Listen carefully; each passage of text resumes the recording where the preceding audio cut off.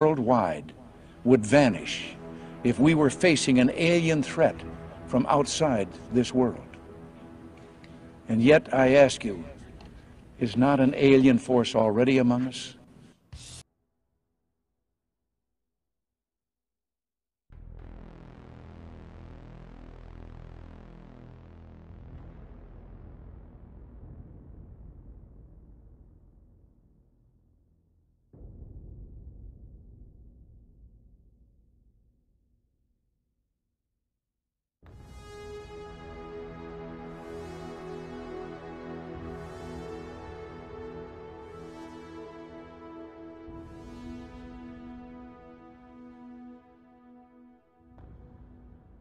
They are family.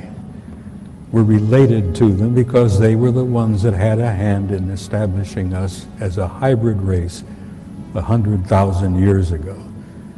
And that hybridization is still underway, it's still happening, even as we sit here and speak. It hasn't stopped. It's underway. They have different agendas. Some of them are nice folks and some of them are not. As I said, they have different agendas, but they're all around. The one in the upper left-hand corner there is another self-luminous object that moves all over the place. That object is over 2,000 miles long. It is an artificially constructed object, over 2,000 miles long. It's about 500 miles in diameter. Can you imagine a technology and a society that can build an object 2,000 miles long for 500 miles in diameter? Oh, this is an object that flew up and knocked the Soviet satellite out of orbit some years ago. The Soviets sent up damn first-rate satellite. No one believed me, even from those few people that I was able to share this experience with, that this is true. But luckily, with the development of the ufology and many great people out there that are doing the research and providing the video evidence.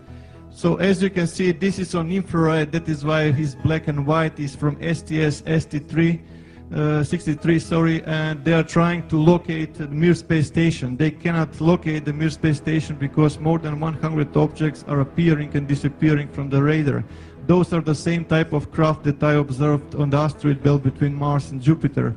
And those are those balls of light that I was observing in those times, as you can see clearly, creating intelligent formation. And they wanted to take pictures of one of the moons. They wanted to take pictures of Phobos, one of the two moons of Mars.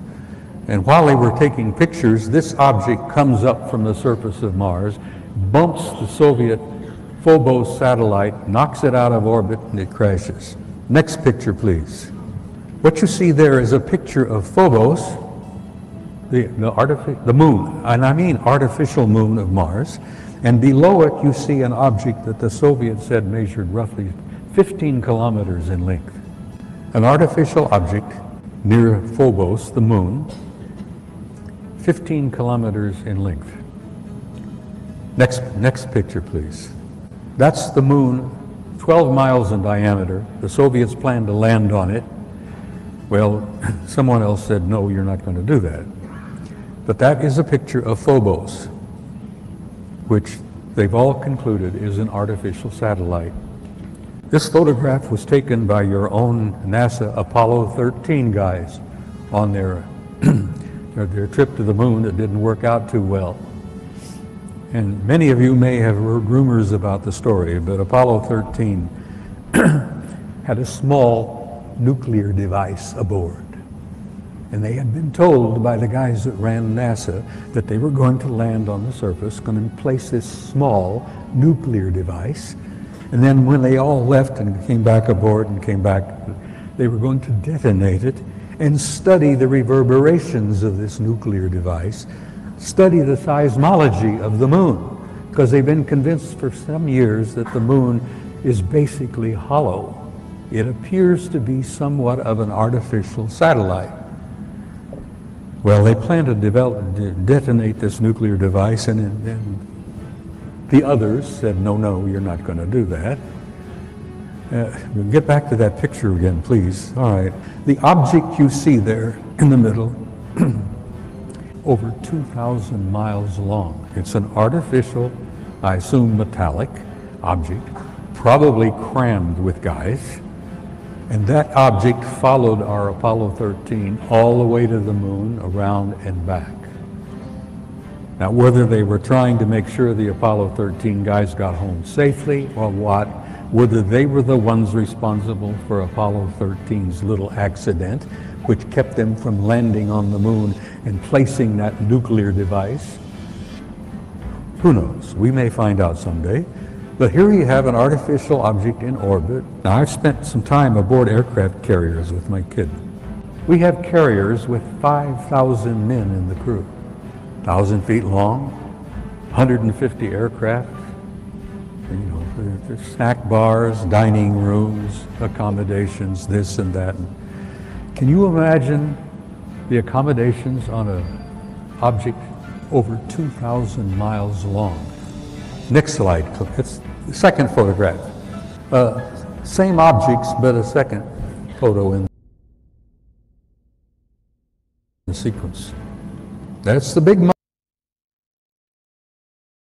mother, and I use that, no pun intended. There are other objects out there. There's a disc-shaped object, and then there's the other object. Then above it is the moon out there. But there's that one big object out there. I'm sure they got a crew of hundreds, maybe a couple of thousand.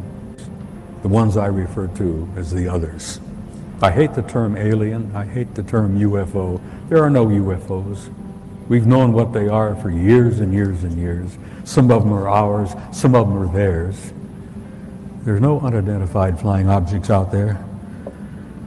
They're all identified. I've tried to impress upon you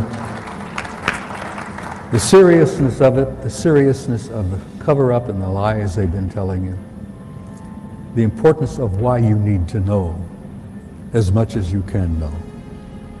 And you need to be presented with the material, because damn it, you all deserve the truth. You have a right to know, and you have a need to know, because you are the people that this whole